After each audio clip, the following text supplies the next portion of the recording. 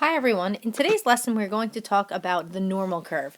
Yesterday we talked about skewed data, and the normal curve was a symmetric distribution, and this symmetric distribution has special qualities that we're going to discuss today and a little bit tomorrow. Now the area under the normal curve is represented by the number 1, which also represents 100% of the data that's given.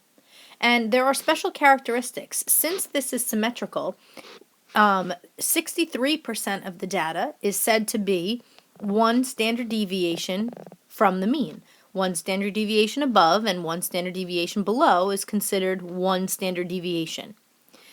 95.5% of the data, this part right here, is within two standard deviations of the mean. Again, 2 above the mean, 2 below the mean. And approximately 99% of the data is within 3 standard deviations of the mean, 3 above and 3 below. Now, some of you may be asking, well, will I ever need to memorize this or anything like that? And the answer is no. It's just some special characteristics that we may want to know about the normal curve. The next definition that I want to give you is about a z-score. A z-score is the number of standard deviations a data point is away from the mean. Z-scores are important when finding the area under the normal curve. Here are the two formulas for finding z-scores given a population or given a sample. X is your data value, that doesn't change.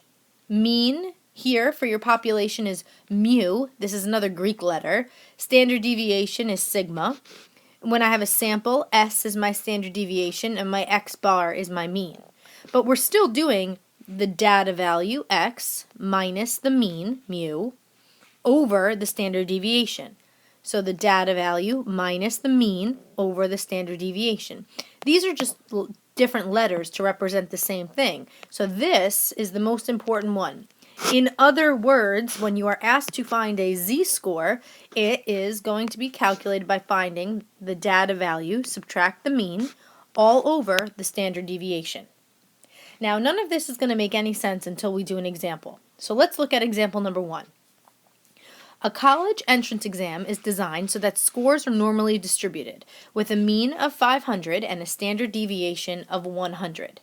So I've given you a nice normal curve here with these numbers on the bottom, 0, 1, 2, and 3, -1, -2, -3. Each one of these whole numbers here is considered one standard deviation here above the mean, 2 standard deviations above the mean, 3 standard deviations above the mean. Below, here's 1 standard deviation below, 2 standard deviations below, and 3. So if I have a mean of 500, if you remember from the normal curve, the mean is always in the middle when we have a symmetric curve like this. So this is your X bar, your mean, okay?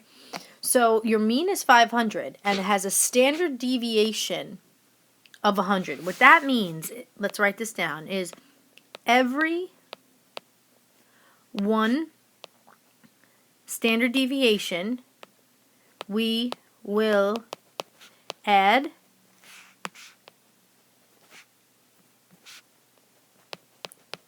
or subtract, depending on which way we go, 100. So when I see that I have a standard deviation of 100, every one whole number on this list, we're going to add or subtract 100. So the next number here for 1, if this mean is 500, and when I'm one standard deviation away from the mean, I'm at 600, and then 700, and then 800. And if I go backwards for the negative standard deviations, this would be 400, 300, 200. Okay? So notice your mean, and every one I'm increasing by 100 or I'm decreasing by 100. So these are the data values. Think about this. This is an example that is relative to you. A college entrance exam, aka the SAT or the ACT, is designed so that scores are normally distributed with a mean score of 500. Say you got a 500 on the math section and a standard deviation of 100. So somebody could have scored a 600. That's one standard deviation away from the mean. If you scored an 800, a perfect score, you were 3 standard deviations away from the mean. This is a very high score to get, so it should be very far away from the mean. If you got a score of a 200, you're 3 standard deviations below the mean, this is a very low score, so you don't want to have that either. So this is what a normal curve looks like. Now sometimes I could ask you to determine a corresponding z-score for each value. Now again, let's review what a z-score is. A z-score is the number of standard deviations a data point is from the mean. So if we look at part A, it says, find a z-score with a data value of 700. Isn't 700 exactly 2 standard deviations away from the mean? Well, it is. I mean, look, here's the mean. It's 2 standard deviations above it. So my z-score should be positive 2. Let's prove it with the formula. So we said that to calculate a z-score, you take the data value and subtract the mean over standard deviation. So we'll say SD for standard deviation. So my data value is the 700. My mean is here, which is 500. And we divide this by standard deviation of 100. Because that's what the problem said, standard deviation of 100. So in the calculator, or using your head, 700 minus 500 is 200. 200 divided by 100 is in fact 2. So you see how we proved that my z-score of 2 is equivalent to where it is. Now how about if I want to find a corresponding z-score for the score 400?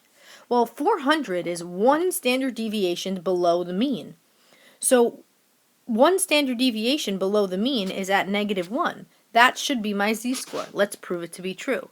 So again, the z-score is the data value minus the mean over the standard deviation. So my data value that I want is 400. The mean is 500. And I want to divide this by the standard deviation, which is 100. So 400 minus 500 is -100. -100 divided by 100 is -1. So do we see how I've nicely proved that my z-score is -1? These values in here are your z-scores. Just to recap, so let's label those. Those are my z-scores. They tell you how many standard deviations above the mean a value is or below the mean a value is.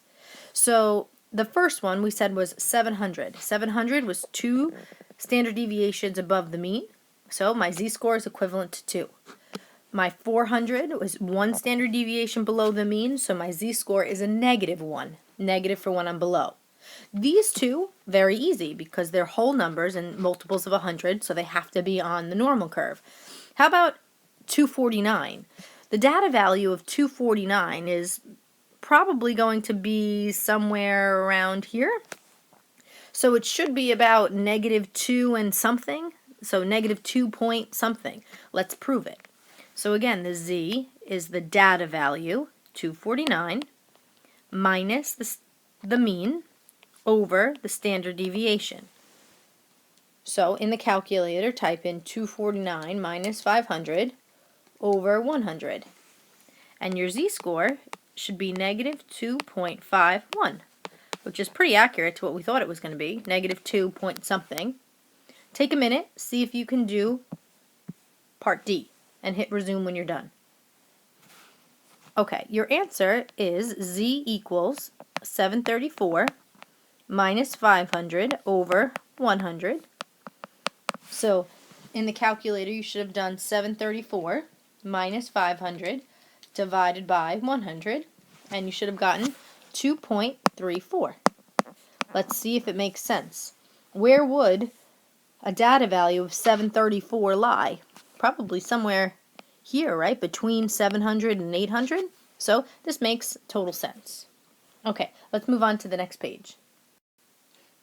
Okay, the area under the normal curve tells us what percent of the data falls below, above, or between 2 data values. And the calculator will do this for us, which is awesome. Here are the steps for calculating this information using the calculator. I'm going to walk you through it through each example. But say in example number 1, I gave you these directions, and I said, use your calculator to determine the area under the curve and the probability under the curve to the nearest hundredth.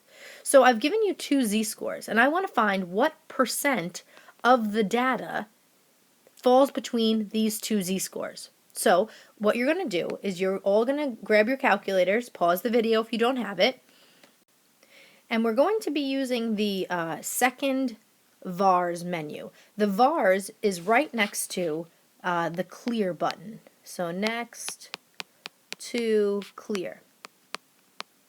Okay, and once you hit that, you're going to hit second VARs, and you're going to hit the second option, which says normal CDF.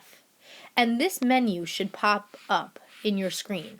It should say lower, upper, a mu, and a standard deviation. So the mu is the mean, and the standard deviation is 1.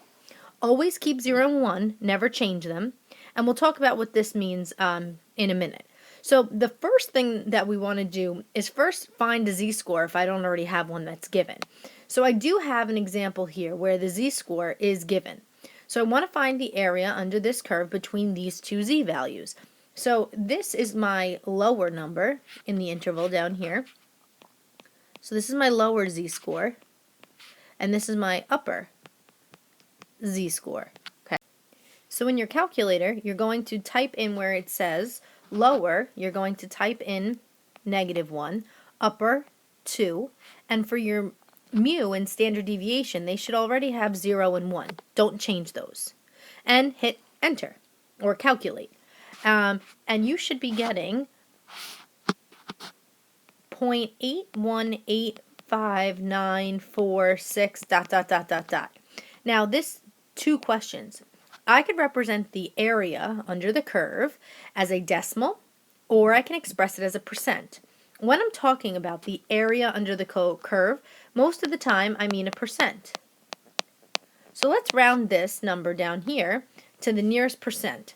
We have to take the decimal and move it 2 places to the left. So, I'm sorry, 2 places to the right. So it would be 81.5, so approximately 82% of the data.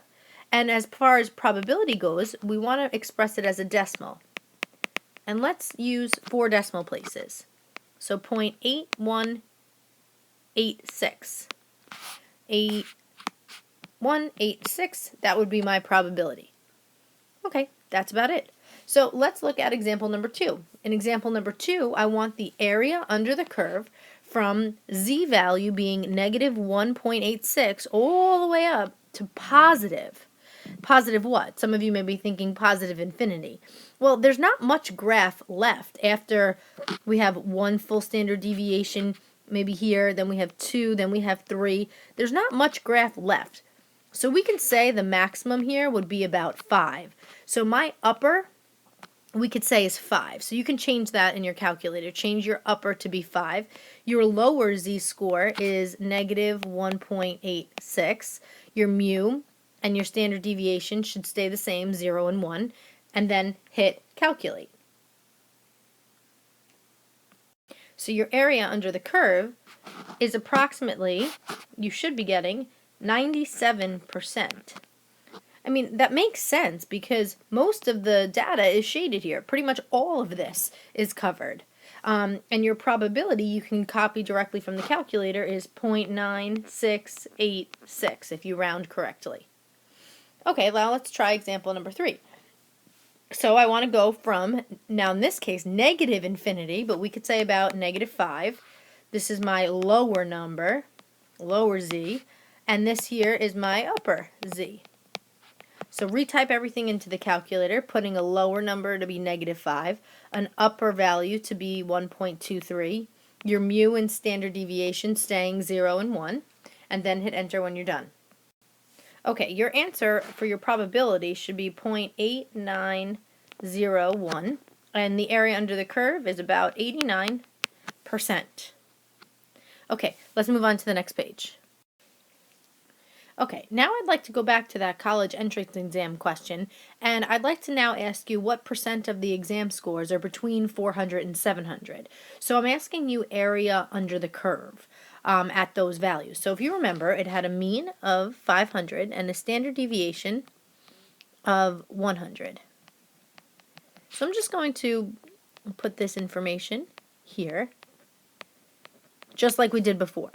So I want to know what percent of these scores that people took are between 400, which is 1 standard deviation below the mean, and 700, which is 2 standard deviations above the mean. So I want the area under this curve with these z-scores. So in the calculator, we would put in the normal CDF. The lower value would be -1. When you are putting these values into the calculator, you must use z-scores. So the lower value is -1. The upper value is 2. Sorry, -1 here for the lower. The lower value is -1. The upper value is 2. And now we can put our mu as 0 and our standard deviation as 1. If we're using z-scores, the mu is 0 and the standard deviation of 1 will never change. So in the calculator, that is what we are going to put in. Hit enter or calculate once you have finished, and you should be getting approximately 0.81859 ... percent. So we can take the decimal, move it 2 places to the right, and we get approximately 82% of the data. Okay, now example number 2, it's saying what is the probability that a randomly chosen exam score is above 700? So when it says what is the probability, we need to express this as a decimal, okay, a score above 700. Well, we know that 700 is 2 standard deviations above the mean. So I want this tiny little area in here. So this answer should be very, very, very small because this is 100% of the data, so this is a tiny portion of it. So in the calculator, your lower, I'll put here, your lower number is 2, your z-score of 2. Your upper limit here is, we're going to use that number 5 like we did before, because there's 3, we could put infinity, but 5 is enough. The mu is going to be 0, and the standard deviation is going to be 1. So take a minute, type that into your calculator, and round your answer to 4 decimal places. Okay, your probability should be 0.0227. So there's a very, very small chance that you will have a score above 700. To be exact, we can find the percent, which would be move the decimal 2 places, so about 2.27%. So you have a 2% chance that you get a score above a 700. All right, why don't you try example number C and D using the z-scores from the first page, and then hit resume when you've finished. Okay, here are your answers. Okay, here are some important things to remember. When you are doing a lower score and an upper score, you want to make sure you're using z-scores. So the scores below 249, if you recall from the front page, the corresponding z-score is -2.51. So this would be your upper value, and your lower value would be -5. So -5 to here, this is what would go in the calculator, and that should be your final answer rounded. Now part D says, what is the probability that a randomly chosen score is less than 249 or, so key word here is or, greater than 700? So what you're really going to do is you're going to be combining this probability with this. So what's the chances that it's here or here? So this plus this. So this one and this one. Here's the work. I'm taking this one and adding it to this one and getting that. You didn't need to show all this work again here, but just understand the picture. It's either greater than 700 or less than -249. So the biggest thing on questions like example number 2 is that you must change data values to z-scores to put it into the calculator. Otherwise it won't work. Alright, so I know this is a lot to handle for right now, so just think about it some more and formulate some questions for tomorrow. Okay, have a nice night.